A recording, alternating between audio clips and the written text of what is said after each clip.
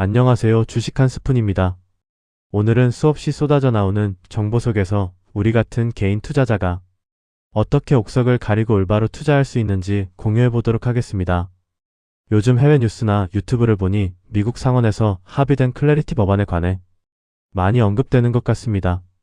겉으로는 스테이블 코인에 이자를 줄 수 있느냐 같은 논쟁처럼 보이지만 실제로는 브레튼 우즈 3.0, 즉 미국이 디지털 시대에 맞춰 전 세계 자본을 빨아들이기 위해 설계한 새로운 글로벌 금융 시스템의 출발점이라는 말들이 있습니다. 미국이 왜 스테이블 코인에 집착하나? 전문가들과 뉴스를 살펴보니 미국은 막대한 재정 적자와 흔들리는 달러 패권을 방어해야 한다고 합니다. 과거에는 군사력이나 석유를 무기로 삼았다면 이제는 극강의 편리함을 무기로 삼은 겁니다. 사람들이 자발적으로 달러 지갑을 열게 만드는 것이죠. 스테이블 코인은 비트코인처럼 하루에 10%씩 폭락 폭등하지 않습니다. 대표적으로 USDT는 달러와 1대1로 고정돼 있어요. 시장이 무너져도 항상 1달러 가치를 유지합니다. 그 비밀은 간단합니다. 테더사가 $1를 받으면 1USDT를 찍고 반대로 코인을 가져오면 진짜 달러를 내줍니다. 현금이나 미국 국채를 금고에 쌓아두고 가치를 보증하는 방식이죠. 이러면 신흥국 국민들도 자국 화폐가 폭락할 때 은행 갈 필요 없이 스마트폰으로 USDT만 사두면 자산을 지킬 수 있습니다.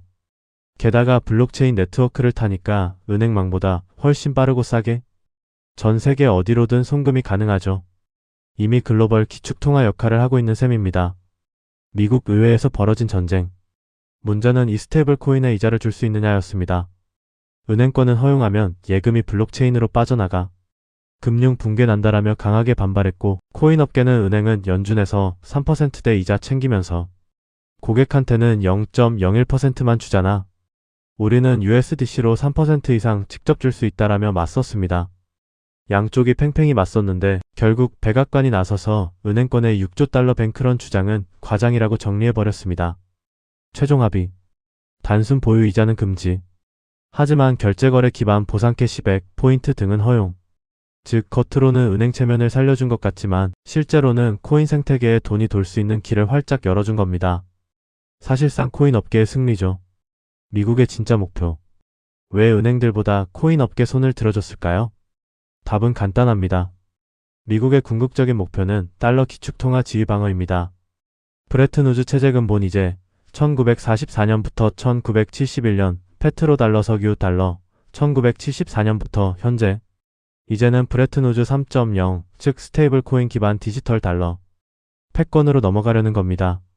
스마트폰 앱 하나로 전 세계 사람들이 달러 스테이블 코인을 쓰게 만들면 그 돈은 결국 미국 국채로 흘러 들어갑니다.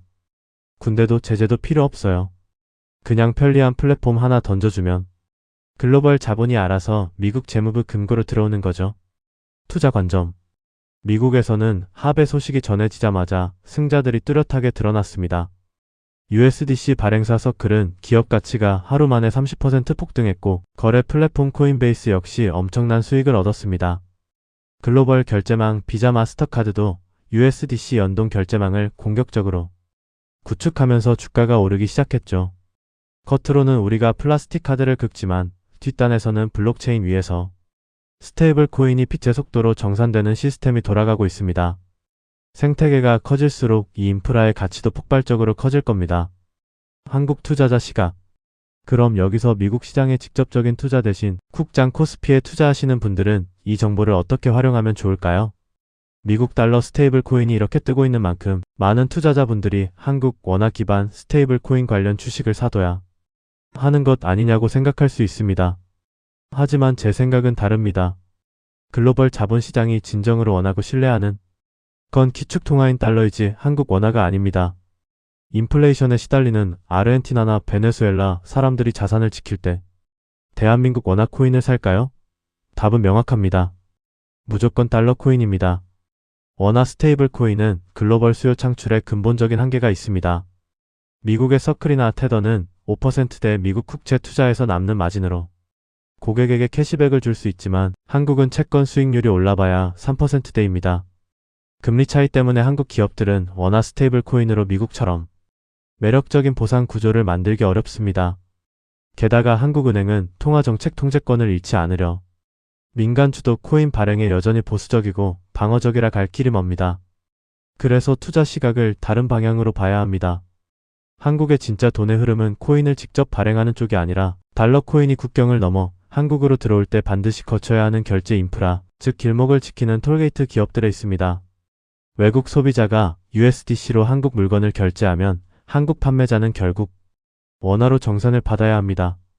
이때 블록체인을 타고 들어온 USDC를 원화로 즉시 정산하고 환전해주는 시스템이 필수인데 이 과정에서 발생하는 트랜잭션을 처리하며 수수료를 챙기는 기업들이 진짜 알짜배기 구조적 수혜주입니다. 따라서 한국에서는 미국과 달리 무작정 코인 테마주를 찾을 게 아니라 거대한 달러 자본이 한국으로 디지털 파이프라인을 타고 들어올 때 그 중간에서 누가 밸브를 치고 통행료를 거두는지 이 메커니즘을 꿰뚫어보고 투자해야 큰 수익을 얻을 수 있습니다. 결론. 주식 투자라는 게 결국 내 소중한 돈을 직접 시장에 넣는 일이잖아요. 그렇기 때문에 전문가들의 견해나 해외 뉴스도 참고하고 단순히 한 가지 시각에서만 보는 게 아니라 여러 각도에서 생각을 다각화해야 합니다. 그래야 앞을 내다보고 종목을 찾을 수 있죠. 그리고 기업을 고를 때는 반드시 재무제표와 펀더멘털을 다시 한번 확인해야 합니다. 이 회사가 정말 건전한지 성장성이 있는지 확신을 가져야 합니다. 그렇게 준비한 뒤에 시장 흐름이 내가 예상한 대로 흘러가면 미리 공부해놓고 분석해놓은 기업에 자신감을 가지고 투자할 수 있습니다. 이런 과정이 쌓이면 투자 성공 확률은 훨씬 높아집니다. 저도 늘 이런 방식으로 투자해왔습니다. 아직까지는 손실 없이 이어올 수 있었고 물론 코스피장이 상승 추세였던 운도 따라줬습니다. 하지만 세상에 공짜는 없어요. 그만큼 경험과 시간 그리고 노력이 필요합니다. 앞으로도 시장이 어떻게 변할지 계속 예측해보고 공부하고 어떤 기업들이 그 변화에 기여할지를 꾸준히 살펴봐야 합니다.